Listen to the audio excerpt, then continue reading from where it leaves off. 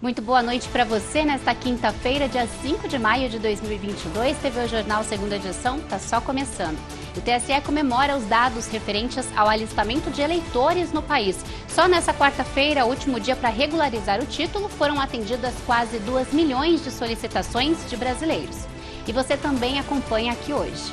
Nesta quinta-feira, 5 de maio, é celebrado o Dia do Uso Racional de Medicamentos. Além dos riscos que o uso irracional de medicamento pode trazer, como intoxicação, você pode tomar um medicamento vencido que esteja na sua casa e também pode contaminar o meio ambiente, descartando medicamentos de forma inadequada. E a partir desta sexta-feira, amanhã, Votuporanga passa a ter uma sucursal da Academia Brasileira de Artes, Ciências e Literatura. A instalação, ora sendo feita da sucursal, é como se tivesse presente a própria sede da Academia de Artes, Ciências e Letras do Brasil. Esses e mais outros assuntos você vê agora. O TV Jornal está no ar.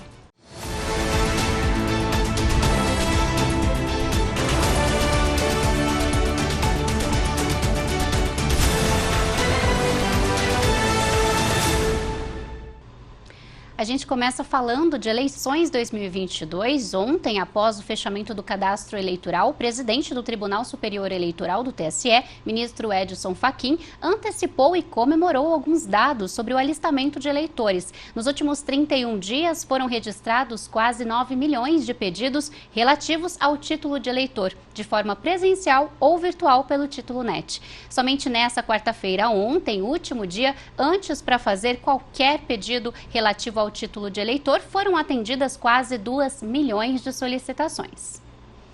E olha, você sabia que é celebrado nesta quinta-feira o Dia Nacional do Uso Racional de Medicamentos? Júlia Domênices tem os detalhes para a gente sobre isso. Eu estou aqui ao lado do delegado regional do Conselho de Farmácia, o Roberto Malta, para falar sobre o Dia Nacional do Uso Racional de Medicamentos. O uso inadequado de medicamentos ainda é muito comum. Quais são as atitudes mais recorrentes e preocupantes? Infelizmente, no Brasil, nós temos uma prática, que é a automedicação, onde as pessoas acabam indicando medicamentos que foram bons para elas, para outras pessoas. Então, isso é uma prática inadequada. Além dos riscos que o uso irracional de medicamentos pode trazer, como intoxicação, você pode tomar um medicamento vencido que esteja na sua casa e também pode contaminar o meio ambiente, descartando o medicamento de forma inadequada. E que tipo de problemas, reações o uso inadequado pode trazer? Bom, nós podemos dizer assim, se você não usar corretamente o medicamento, com uma dose elevada, isso pode trazer uma intoxicação, ou com uma dose baixa, pode trazer uma ineficácia, inclusive a resistência de algumas bactérias, no caso do uso de antibióticos. E o fracionamento aí de medicamentos é um tema que já foi discutido, mas parece que não saiu ainda do papel. Qual a situação atual? Bom, o Conselho Regional de Farmácia ele apoia o fracionamento, porém nós ainda não temos uma lei que vai regimentar de forma, vamos dizer assim, mais adequada esse fracionamento, porque as farmácias vão ter que passar por uma adequação física, para poder realizar esse fracionamento.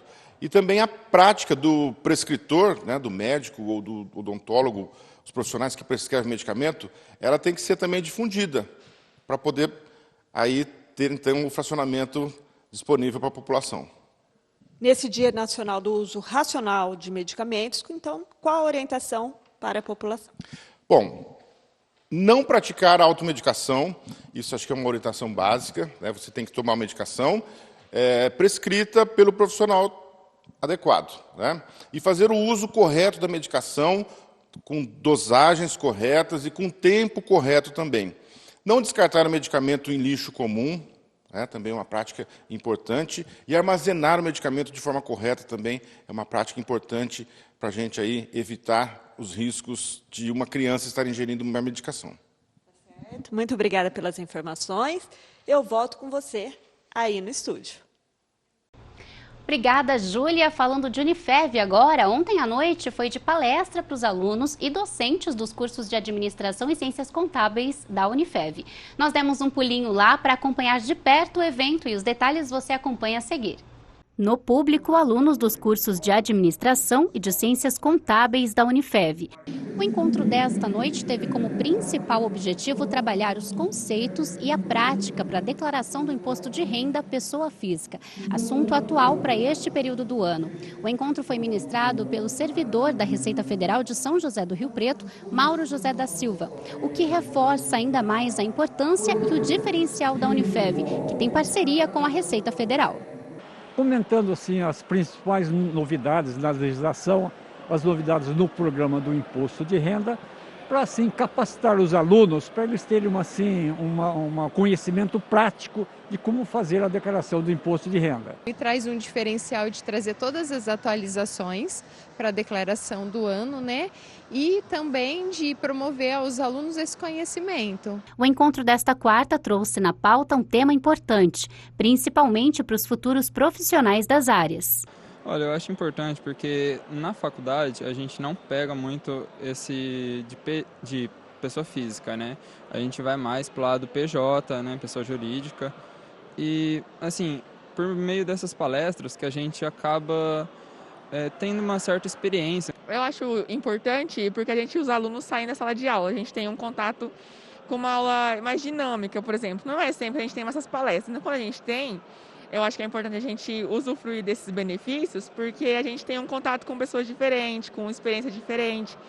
E como hoje é a declaração de imposto de renda, tipo, eu, por exemplo, não consigo ter acesso ao NAF, que eles fazem isso na parte da tarde, porque eu sou da cidade de fora. Então, tipo, essas palestras é interessante para quem não tem essa oportunidade de estar participando de todos os cursos que é oferecido aqui pela Unifev.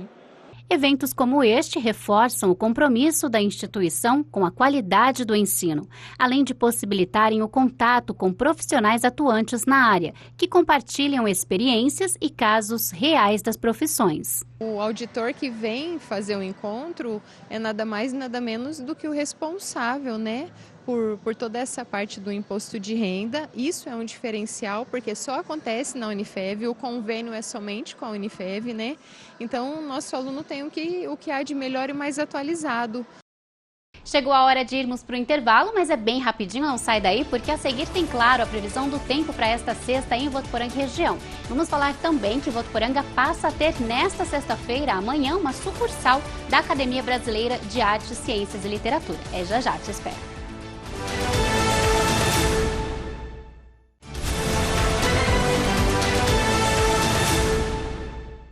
Já voltamos e a gente segue falando de educação aqui, mas agora para falar que Votuporanga passa a ter nesta sexta-feira, amanhã, uma sucursal da Academia Brasileira de Artes, Ciências e Literatura.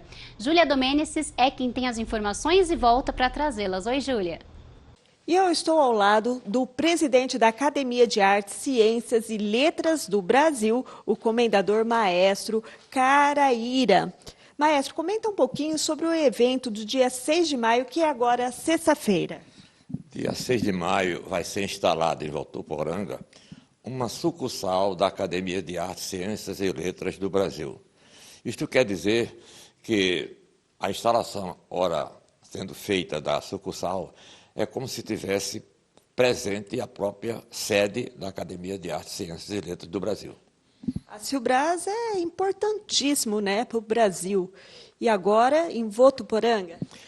A Silbras é importante para o Brasil porque ela estimula o artista, o cronista, o jornalista, o advogado, o pintor, o artista plástico, enfim, toda movimentação profissional que existe para que seja preservada principalmente a cultura brasileira, a cultura universal, hoje em plena decadência, infelizmente.